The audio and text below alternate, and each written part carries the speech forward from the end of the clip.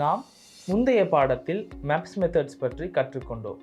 இந்த பகுதியில் எங்கள் 11வது சேலஞ்சினை எவ்வாறு சால்வ் செய்வது என்பதை பார்ப்போம். முதலில் இந்த சேலஞ்சினை சிறிது படித்து புரிந்து கொள்வோம்.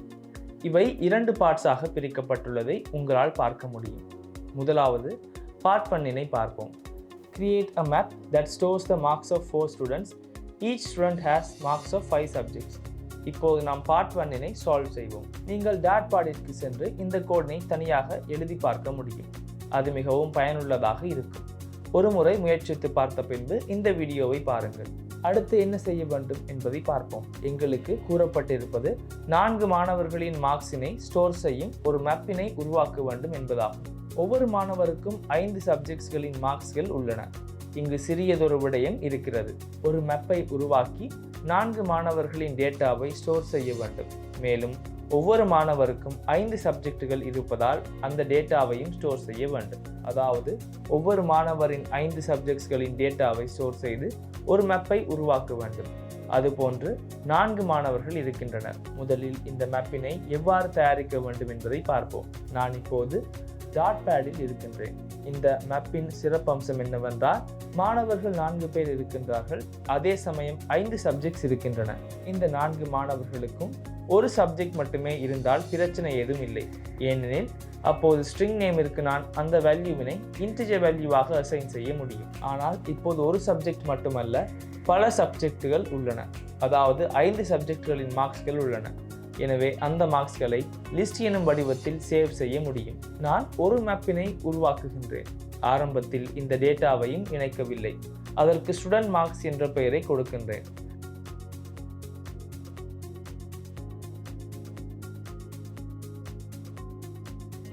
இந்த மேப்பில் கீ என்பது கட்டாயமாக மாணவரின் பெயராக இருக்க வேண்டும்.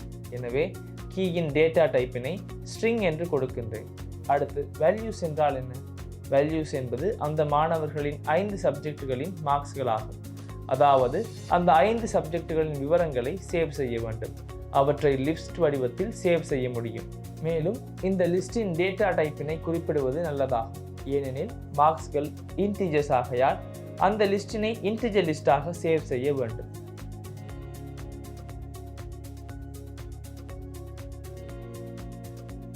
இப்போது உங்களுக்கு புரிந்திருக்க வேண்டும்.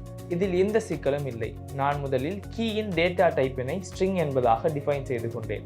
பின்னர் வேல்யூஸின் டேட்டா டைப் இதில் இருக்கிறது. அதாவது அது ஒரு லிஸ்ட் ஆகும். அந்த லிஸ்டின் உள்ளே இன்டிஜர்ஸ் இருக்கும். இதுதான் முழுமையான வேல்யூவாகும். இது உங்களுக்கு அது நன்றாக புரிந்திருக்க வேண்டும். இப்போது நாம் மேப்பினை எவ்வாறு உருவாக்குவது என்று பார்க்கலாம். நான் ஸ்டூடெண்ட் 1, ஸ்டூடெண்ட் 2 என கூறி 4 மாணவர்களை இணைக்கின்றேன்.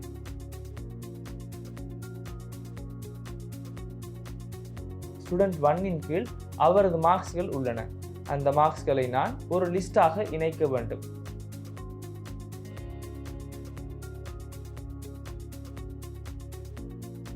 அவரது மார்க்ஸ்களை இவ்வாறு 60, 65, 55, 34, 56 என சேவ் செய்கின்றேன்.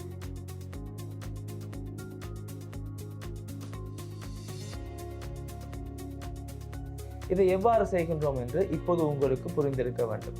பாருங்கள், ஸ்டூடெண்ட் 1 கீழ் அவரது 5 மார்க்ஸ்களை சேவ் செய்துள்ளேன். அதே போன்று நான் இன்னொரு மாணவரையும் உருவாக்க முடியும். ஸ்டூடெண்ட் 1 பகுதியை காப்பி செய்து இங்கே பேஸ்ட் செய்கின்றேன். இங்கே அதை ஸ்டூடெண்ட் 2 என்று மாற்றுகின்றேன். பின்னர் அவரது மார்க்ஸ்களிலும் சில மாற்றங்கள் செய்கின்றோம். உதாரணமாக 70, 85, 36 என மாற்றுகின்றோம். பின்னர் ஸ்டூடெண்ட் 3 என்பதை உருவாக்குவோம். உங்களுக்கு இந்த கான்செப்ட் தெளிவாக புரிந்திருந்தால் இப்போது இது எவ்வளவு எளிதான விடயம் என்பதை நீங்கள் உணர்ந்திருப்பீர்கள்.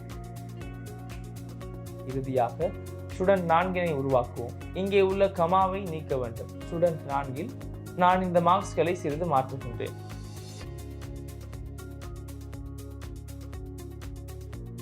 இப்போது நான் இதை ஃபார்மட் செய்தால் இது எவ்வாறு சேவ் செய்யப்பட்டுள்ளது என்பதை பார்க்க முடியும். எமக்கு இங்கு 4 மாணவர்களின் 5 சப்ஜெக்ட்ஸ்களின் மார்க்ஸ்களை சேவ் செய்ய வேண்டும். நாம் மாணவரின் பெயரை கீயாக எடுத்துக்கொள்ள முடியும். ஏனெனில் முழு பெயரை எடுத்தால் எந்த சந்தர்ப்பத்திலும் அது ஒரே மாதிரியாக இருக்க வாய்ப்பில்லை. நாங்கள் எவ்வாறு இந்த மார்க்ஸ்களை ஸ்டோர் செய்கின்றோம் என்பதை உங்களுக்கு புரிந்து கொள்ள சிரமமாக இருக்கலாம். நாம் ஏற்கனவே கூறியது போன்று ஒரு குரூப்பாக தரவை ஸ்டோர் செய்ய சிறந்த டேட்டா ஸ்ட்ரக்சர் என்பது இந்த லிஸ்ட் என்னும் முறையாகும். எமக்கு லிஸ்ட் ஒன்றாக இந்த தரவை ஸ்டோர் செய்ய முடியும். இந்த லிஸ்டின் உள்ளே நான் இதை டபுளாக மாற்றினால் அங்கே ஒரு இஷ்யூ வர வேண்டும். ஏனெனில் நான் இதை இன்டிஜர் என டிஃபைன் செய்திருக்கின்றேன். இது எல்லாம் மிகவும் சிம்பிளான விடயமாகும். இப்போது நான் இந்த ஸ்டூடெண்ட் மார்க்ஸினை பிரிண்ட் செய்தால் என்ன நடக்கிறது என்று பார்ப்போம்.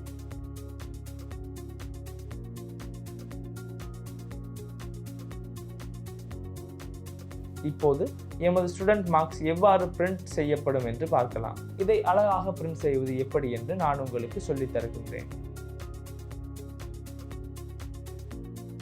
நீங்கள் முன்பு பயன்படுத்திய for each என்ற மெத்தடினை பயன்படுத்தி இதை அழகாக பிரிண்ட் செய்ய முடியும். நாங்கள் அனைவரையும் இணைத்து கொண்டு செய்வோம். ஸ்டூடெண்ட் மார்க்ஸ்களை எடுத்து ஒவ்வொரு மார்க் இனையும் கடந்து செல்ல வேண்டியதால் for eachனை எடுத்துக்கொள்ளுங்கள்.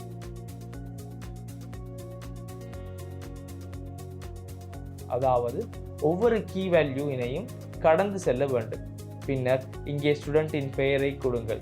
அதாவது இது ஒரு கீ ஆகும். நாம் இவற்றை கீ என்பதாக எடுத்தோம். பிறகு மார்க்ஸினை எடுங்கள்.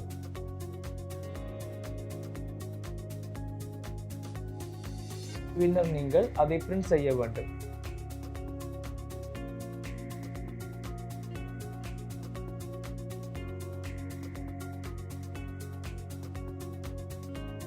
நான் இவ்வாறு the student என்று டைப் செய்கின்றேன். இந்த ஸ்டூடெண்டில் இருந்து ஸ்டூடெண்ட் நேமினை கொடுக்கலாம்.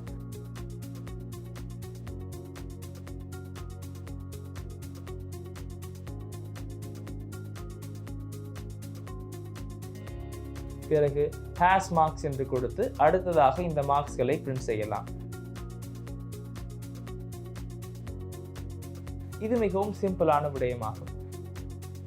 இங்கே இஷ்யூ என்னவென்றால் நான் இந்த for each என்ற மெத்தடின் உள்ளே தான் இதை கொடுக்க வேண்டும். நான் இதை இவ்வாறு உருவாக்க முடியும். for each என்ற மெத்தடின் உள்ளே இதை ரப் செய்தால் இந்த இஷ்யூ நீங்க வேண்டும். இங்கே நான் என்ன செய்தேன் என்பது உங்களுக்கு விளங்கியிருக்கும். ஸ்டூடெண்ட் மார்க்ஸினை எடுத்தேன். ஸ்டூடெண்ட் மார்க்ஸில் உள்ள ஒவ்வொரு கீ வேல்யூ பேரனையும் கடந்து செல்லக்கூடிய மெத்தட் நமக்கு தெரியும். அது அந்த for each என்ற மெத்தடாகும். for each என்ற மெத்தட் வழியாக செல்லும் போது முன்பு நாங்கள் கீ வேல்யூ என்ற 2 பெயர்களை இங்கே பயன்படுத்தினோம் என்பது உங்களுக்கு நினைவிருக்கும். நீங்கள் விரும்பினால் இங்கே கீ என்று கொடுக்கலாம். அதில் எந்த பிரச்சனையும் இல்லை. ஆனால் கீ என்பதற்கு பதிலாக நீங்கள் ஸ்டூடெண்ட் என்றும் கொடுக்க முடியும். ஏனெனில் அங்கே ஸ்டூடெண்ட் நேம் என்று இருக்கின்றது. ஸ்டூடெண்ட் எண்ட் என்பது வேல்யூஸ்கள் ஆகும். அதனால் நான் வேல்யூஸ்களுக்கு மார்க்ஸ் என்பதை கொடுக்கின்றேன். அடுத்ததாக இதை எமக்கு தேவையான வகையில் பிரிண்ட் ஸ்டேட்மெண்ட்டின் உள்ளே ரன் செய்து கொண்டேன். இப்போது இதை பார்த்தால் எவ்வளவு அழகாக பிரிண்ட் ஆகி இருக்கின்றது என்பதை புரிந்து கொள்வீர்கள். உதாரணமாக ஸ்டூடெண்ட் ஹேஸ் மார்க்ஸ் என்று அந்த மாணவரின் மார்க்ஸ் அனைத்தும் தெரிகின்றது. இதனால் நாங்கள் எவ்வாறு முதல் பகுதியை சரியாக சால்வ் செய்தோம் என்பது உங்களுக்கு விளங்கியிருக்கும். இப்போது எங்களுடைய இரண்டாம் பகுதிக்கு வருவோம். இதுதான் எமது கேள்வியின் இரண்டாம் பகுதியாகும். அதை வாசிப்போம். Create a map that stores the marks of 4 students. Each student has marks of 5 subjects. அந்த பகுதியை நாம் ஏற்கனவே செய்துவிட்டோம். இப்போது ஹைலைட் செய்யப்பட்ட பகுதிக்கு வாருங்கள். Here we must store both the marks and the subject name. இங்கே கொஞ்சம் சிக்கல் இருக்கின்றது அல்லவா? அதாவது இங்கு நாம் மார்க்ஸ் என்பது அந்த மார்க்ஸ் எந்த சப்ஜெக்டிற்குரியது என்பதையும் ஸ்டோர் செய்ய வேண்டும். நாம் இதை எவ்வாறு செய்ய வேண்டும்? நாம் டாட் பேடிற்கு சென்று இவ்வாறான நிலைக்கு ஒரு சொல்யூஷன் எவ்வாறு கொடுப்பது என்பதை பார்ப்போம். இங்கே எமது முதல் பகுதியின் விடை இருக்கிறது. அங்கே எமக்கு 4 ஸ்டூடெண்ட்ஸ் மற்றும் அவர்களின் மார்க்ஸினை ஸ்டோர் செய்ய வேண்டும். அதனால் நான் அங்கே ஒரு மேப்பினை பயன்படுத்தினேன். அதில் எந்த சிக்கலும் ஏற்படவில்லை. உதாரணமாக இப்போது எனக்கு இந்த 60 என்பது எந்த சப்ஜெக்டிற்குரியது என்பதை ஸ்டோர் செய்ய வேண்டும். சிந்தியுங்கள். இங்கே எமது subject 1, subject 2, subject 3, subject 4, subject 5 என்பதாக இருக்கிறது. இதில் சப்ஜெக்ட் 1இல் 60 என்பதாக இருக்கிறது. அடுத்து சப்ஜெக்ட் 2வில் 65 என்று இருக்கிறது. இப்படிப்பட்ட ஒரு டேட்டா ஸ்ட்ரக்சரினை இப்போது நாம் உருவாக்க வேண்டும். இதனால் இது மிக எளிய விடயம் என்று உங்களுக்கு புரிய வேண்டும். நாம் இவ்வாறு ஒரு புதிய மேப்பினை உருவாக்கலாம் அல்லது ஏற்கனவே உள்ள மேப்பினை எடிட் செய்யலாம். நான் இங்கே உள்ள டேட்டாவை நீக்குகிறேன். நீங்கள் முதல் பகுதியை சரியாக செய்திருப்பீர்கள் என்று நினைக்கின்றேன். இப்போது நான் இதற்குள் டேட்டா ஆட் செய்வது எப்படி என்பதை காட்டுகின்றேன். முதலில் நாம் ஸ்டூடெண்ட் நேமினை கீயாக கொள்வோம். பின்னர் அந்த டேட்டா மேப்பினை பற்றி சிறிது சிந்திக்க வேண்டும். அதாவது நாம் ஒவ்வொரு சப்ஜெக்டிற்கும் தொடர்பான ஒரு வேல்யூவினை மேப் செய்ய வேண்டும். நான் இதை கூறும்போது உங்களுக்கு இதை எப்படி டிஃபைன் செய்ய வேண்டும் என்று தோன்றவில்லையா? முன்பு இணைந்த சப்ஜெக்ட்ஸ்கள் இருந்ததால் அதை லிஸ்டாக டிஃபைன் செய்தோம். ஆனால் இப்போது எனக்கு அந்த இணைந்த சப்ஜெக்ட்ஸில் இருந்து ஒவ்வொரு சப்ஜெக்ட் நேமிற்கும் அந்த சப்ஜெக்டின் மார்க்ஸினை மேப் செய்ய தேவைப்படுகின்றது. அதாவது இங்கு நாம் மேப்பினையே பயன்படுத்த வேண்டும். ஒரு மேப்பின் உள்ளே இன்னொரு மேப்பினை பயன்படுத்த வேண்டும். இதனால் நீங்கள் புரிந்திருப்பீர்கள், இங்கு லிஸ்ட் பொருந்தாது, எங்களுக்கு இன்னொரு மேப் தேவைப்படுகின்றது. அந்த மேப் என்றால் என்ன? இங்கு வேல்யூஸாக வரும் மேப் என்பது எமது சப்ஜெக்ட் நேம் மற்றும் அந்த சப்ஜெக்டின் மார்க்ஸ் ஆகியவற்றை ஒன்றுக்கொன்று மேப் செய்யும். சப்ஜெக்ட் நேமினை நாம் ஸ்ட்ரிங் கீயாக கொடுக்கலாம். அதற்குரிய மார்க்ஸினை இன்டிஜர் வேல்யூவாக கொடுக்கலாம். இப்போது உங்களுக்கு அது தெளிவாக புரிந்திருக்கும் என்று நினைக்கின்றேன். இப்போது நான் சில வேல்யூஸினை அசைன் செய்து காட்டுகின்றேன். முதலில் நாம் ஸ்டூடெண்ட் 1ற்கான டேட்டாவை கொடுப்போம். இங்கே உள்ள அமைப்பினை லிஸ்ட் அல்ல, அது ஒரு மேப் என்பதாகும். இங்கு நான் சப்ஜெக்ட் 1 என கொடுக்கின்றேன். இப்போது நான் திறந்து வைத்திருப்பது அந்த ஸ்ட்ரிங் கீயிற்கு ஏற்ப வரும் மேப் வேல்யூ என்பதே ஆகும். இந்த மேப்பின் உள்ளே இருக்கும் தரவுகள் ஸ்ட்ரிங் மற்றும் இன்டிஜர் என்பவை ஆகும். இங்கு ஸ்ட்ரிங் என்பது சப்ஜெக்ட் நேம், இன்டிஜர் என்பது அந்த சப்ஜெக்டில் மாணவருக்கு கிடைத்த மார்க்ஸ் ஆகும். இப்போது உங்களுக்கு இது மிகவும் எளிமையானது என்று புரிந்திருக்கும். இதை கமா மூலம் பிரிக்க வேண்டும். இதனால் நீங்கள் அனைத்து 5 சப்ஜெக்ட்ஸினையும் இந்த முறையில் மேப் செய்யலாம். இதை சிறிது ஃபார்மட் செய்தால் மிகவும் தெளிவாக விளங்கும். பாருங்கள், ஸ்டூடெண்ட் 1 என்பது இங்கே உள்ள கீ ஆகும்.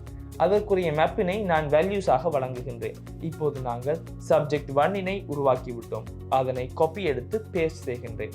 உதாரணமாக சப்ஜெக்ட் 2விற்கு 60 மார்க்ஸ் உள்ளது என்று கருதுங்கள். சப்ஜெக்ட் 3ற்கு மார்க்ஸ் 66 இருக்கின்றது. சப்ஜெக்ட் 4ற்கு மார்க்ஸ் 78 இருக்கின்றது.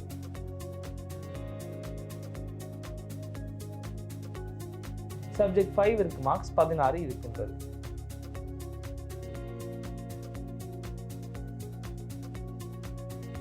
இப்போது நாம் முதலாவது ஸ்டூடெண்டிற்கு தேவையான டேட்டாக்களை ஸ்டோர் செய்திருக்கின்றோம்.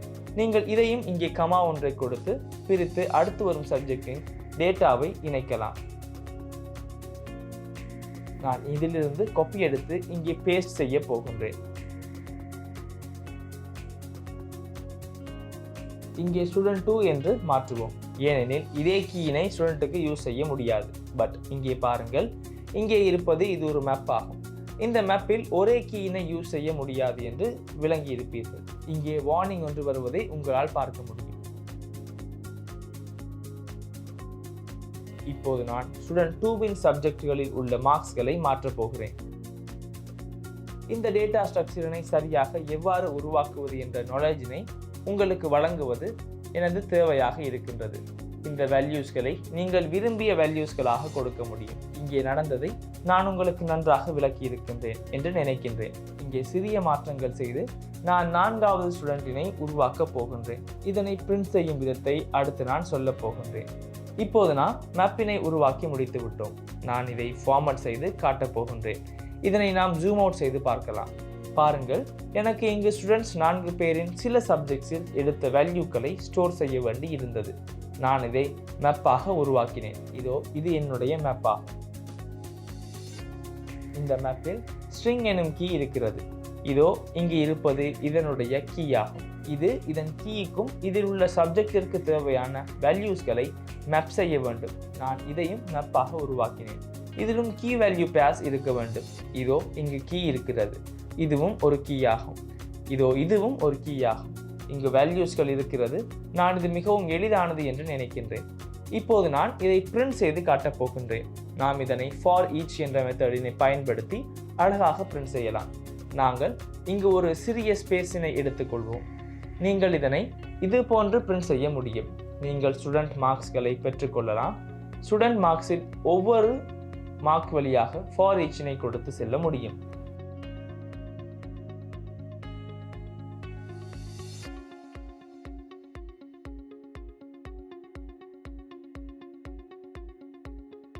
நீங்கள் ஸ்டூடெண்ட் மற்றும் மார்க்ஸ் என்றும் குறிப்பிடலாம்.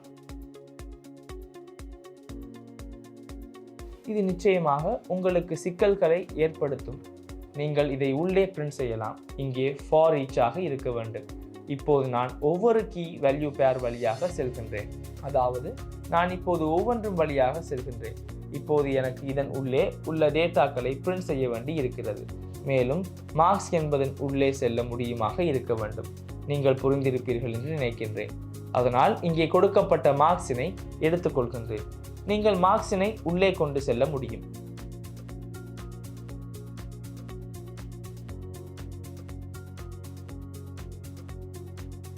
மார்க்ஸில் சப்ஜெக்ட் மற்றும் வேல்யூ இருக்கிறது. அதனால் நான் இங்கே சப்ஜெக்ட் என்பதை கொடுக்கின்றேன். சப்ஜெக்ட் தான் கீ ஆகும். மார்க் தான் என்னுடைய மார்க் ஆகும். இப்போது நான் இதை பிரிண்ட் செய்ய முடியும்.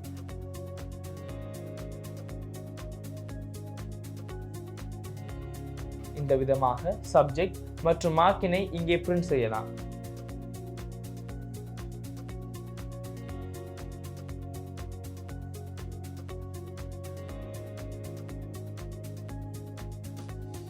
இங்கே இதை க்ளோஸ் செய்யலாம். அதே போன்று இதையும் க்ளோஸ் செய்யலாம். இப்போது சப்ஜெக்ட் மற்றும் மார்க் இங்கே பிரிண்ட் ஆகும்.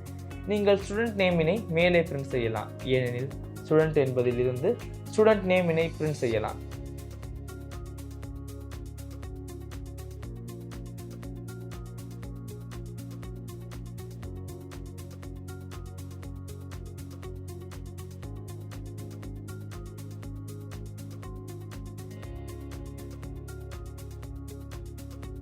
இப்போது இது நாம் விரும்பிய விதத்தில் வந்திருக்கிறதா என்பதை ரன் செய்து பார்க்க முடியும். நீங்கள் பார்க்கலாம், ஸ்டூடெண்ட் மற்றும் மார்க் என்பவை பிரிண்ட் ஆகும். ஒரே கட்டத்தில் இருப்பதால் நான் இதை ஃபார்மட் செய்கின்றேன். அதனால் நீங்கள் எளிதில் புரிந்து கொள்ளலாம். இவை அனைத்தும் பிரிண்ட் ஆன பிறகு நான் இங்கே எம்டி லைன் ஒன்றை பிரிண்ட் செய்கிறேன். நீங்கள் எம்டி லைனினை பிரிண்ட் செய்ய இது போன்று ஸ்பேஸினை விடலாம். நான் இதை ரன் செய்தால் ஸ்டூடெண்ட்ஸ் லிஸ்ட் இது போன்று பிரிந்து அழகாக பிரிண்ட் ஆகுவதை உங்களால் பார்க்க முடியும். ஸ்டூடெண்ட் 1 இன் சப்ஜெக்ட் மற்றும் மார்க்ஸ் அழகாக பிரிண்ட் ஆகும். ஸ்டூடெண்ட் 2, ஸ்டூடெண்ட் 3 மற்றும் மற்ற ஸ்டூடெண்ட்ஸ் 4 பேரின் டேட்டாவும் அழகாக பிரிண்ட் ஆகும். நீங்கள் இங்கே டேட்டா ஸ்ட்ரக்சர் உருவாக்கிய விதத்தை தனித்தனியாக புரிந்து கொள்ள முடியுமானால் சிறப்பாக இருக்கும். இப்போது இங்கே என்ன நடந்தது என்பதை நீங்கள் சரியாக புரிந்து கொள்ள வேண்டும். இங்கே for each loop nested for each loop இயங்கியது. முதலில் லூப் ஆனது மெயின் டேட்டாவில் ஆகும்.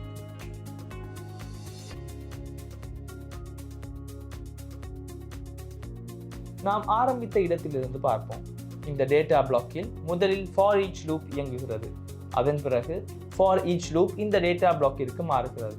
அதாவது நாம் இதைத்தான் அவுட்டர் ஃபார் ஈச் லூப் என்பதாக கூறினேன்.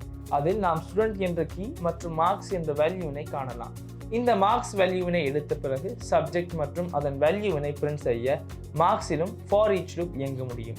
அதாவது இதன் வழியாக ஃபார் ஈச் லூப் இயங்குகிறது.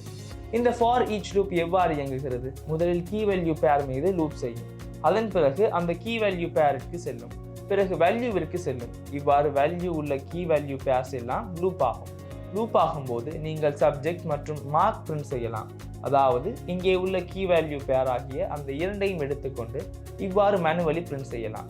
நான் இதை அழகாக பிரிண்ட் செய்ய வேண்டியதால் செட் பிரிண்ட் ஆன பிறகு இங்கே சிறிய எம்டி ஸ்பேஸினை பிரிண்ட் செய்கிறேன். இப்போது நீங்கள் இதை சரியாக புரிந்திருப்பீர்கள் என்று நினைக்கின்றேன். நான் இங்கு சால்வ் செய்த சேலஞ்சில் எப்படி டாட்டில் மேப் டேட்டாவினை சரியாக பயன்படுத்துவது என்று நீங்கள் பெரிய நாலேஜ் ஒன்றை பெற்றிருப்பீர்கள் என்று நினைக்கின்றேன். நாம் இந்த பிரச்சனையில் பயன்படுத்திய கோடினை நீங்கள் ஜிட்ஹப் லிங்கில் கண்டுபிடிக்க முடியும். இந்த லிங்கினை கீழ் டிஸ்கிரிப்ஷனில் கொடுக்க போகின்றேன். நீங்கள் கலெக்ஷன் என்ற இடத்தில் மேப்ஸ் கலெக்ஷனிற்கு சென்று கீழே உள்ள டேட்டா மூலம் மேப்ஸிற்கு சம்பந்தப்பட்ட சேலஞ்சிற்கு சொல்யூஷன்ஸ் காண முடியும் என்று நான் நினைக்கின்றேன். இப்போது நீங்கள் மேப்பினை எப்படி சரியாக பயன்படுத்துவது என்பது பற்றிய பெரிய நாலேஜை பெற்றிருப்பீர்கள். அடுத்த செக்ஷன் எமக்கு மிகவும் முக்கியமான செக்ஷன் ஆகும். அடுத்த செக்ஷனில் கலெக்ஷன்ஸ்கள் இடையே எப்படி மாறுவது என்பது பற்றி பார்க்க போகின்றோம். நீங்கள் ஒரு செட்டில் இருந்து மேப் ஒன்றை உருவாக்க வேண்டும் என்று நினைத்துக் கொள்ளுங்கள்.